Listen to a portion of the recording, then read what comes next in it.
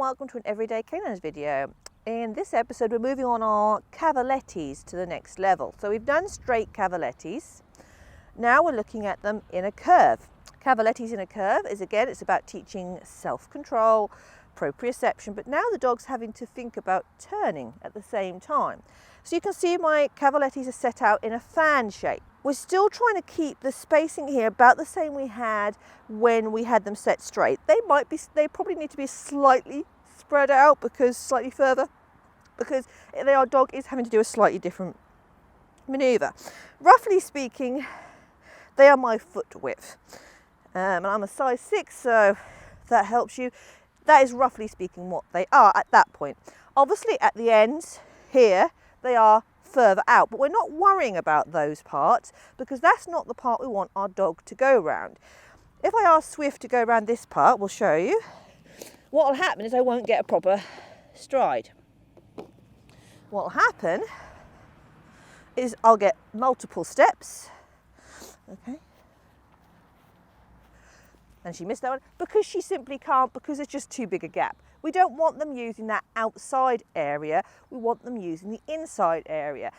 And what we're looking for, as I said, we're looking for the nice little trot, but this time as a curve. So just like when we were doing the straight Cavalettis, we're going to take it slow, work them round it with a treat to encourage them to do a different behaviour. Okay, so she jumped that first pole, I don't want that, I want it, yes. I want her not jumping, so give her a bit more space before she comes into this one. Yes. So I don't want any jumping of poles, any spring over. It's all got to be a nice single trot throughout them all. This is actually the first time Swift has seen Cavalettis in a curve. So this is an experience for her as well. She's having to learn, but you can see she knows what she's doing on normal Cavalettis, so she's pretty good at knowing what to do with these ones. But again, she jumped that first one. I don't want you jumping that first one, okay? Come here, lovely. Let's take it slower. That's it, that's what I want. So I don't want that spring over that first one. It's nice that she wants to do them. Good. Now, if you've got a dog that's less confident, what they might do is they might push out, so they add the extra strides and they're going to go to further out rather than tight. We don't want that because, to say we want the nice turn, equally we are training in a subtle way tight turns. So we're teaching the dog that they can bend tightly so like this could be a wing, say, or even a sequence of jumps. We are teaching them that they can actually turn tightly. So I don't want Swift going too far out. And in actual fact, in just a short span of time I've been training her here on these, she's actually getting tighter. Look at that. She was virtually on top of those poles, whereas when she started, good girl, when she started, she was actually pulling out a bit. So this is something to bear in mind, and this is the point of the exercise as much as anything. We are teaching confidence in turning, we're teaching flexibility with trots, and we're also looking at our dog and saying, is there a reason my dog can't turn tightly? Is there an issue with turning tightly? Good girl. Now I've got Swift doing this, look, I can send her and I can really watch and assess her. Cavalettis is a good place to set your camera up, set it low, set a phone up or something so you can really watch their feet and you watch every single bit of movement.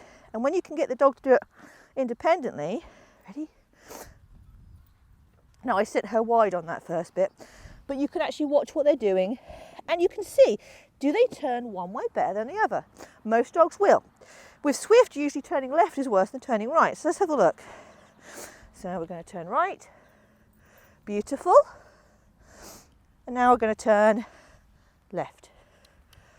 And to be honest with you, she did them both beautifully. I have worked hard on evening up her turns so she can turn both ways beautifully. But sometimes I did hear her feet clicking on those poles a little bit more on the left turn.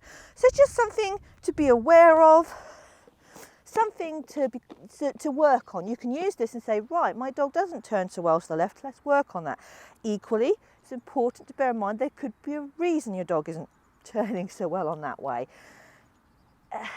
Lots of things are to do with mechanical imbalances in the dog. The reason Swift couldn't turn as well to her left as to her right originally was because she had uneven muscles in her hindquarters, which I had assessed by a physio, and we sorted that out. And that is quite a natural thing. Like people, dogs tend to be predominantly either right-pawed or left-pawed. And if they favour one side, they can become stronger on that one side. I mean, we all are the same. I know if I'm doing something with my right hand, I'm more confident in it, stronger with it than my left hand. So it's a very natural thing, but what we want is, because though it's a natural thing, an imbalance in any part of the body, it's not an injury or anything like that, but it still could potentially lead to an injury if the dog can't use their body as a whole successfully. So we went to the physio, we evened Swift up, and now we're not having that problem. So that is awesome, isn't it, Swiftits? So that is your Cavalettis on a curve. Before you even attempt this, you should have really nice straight Cavalettis. Once your dog can do straight Cavalettis, no issues, then that's the time to move into this. And you're going to have to play with the angles and the curve to suit your dog. Some dogs, even big dogs, will be able to do a tight curve like this. Some need to be bigger. Monitor your dog as you're doing it. Figure out if that indicates there's something they need looking at or whatever, or just use it as an exercise to gently train those turning behaviours, so the dog learns that I can turn either way without an issue. I would say I don't train curves on Cavalettis as often. I train straights. So say in the course of a month, if you have a Cavaletti session every week, perhaps one of them will be on a curve, the rest will just be straights, to do that trotting behaviour. And that is pretty much what you want to know from Cavalettis. Obviously, if your dog is really struggling with these, knocking poles, everything, I would advise you to have them checked out just to make sure there's not something going on there that you are not aware of. I hope you have enjoyed this Everyday Canines video, and if you have, you might like to subscribe to the YouTube channel, and you can check us out on Facebook and Instagram, and I hope to see you all again very, very soon.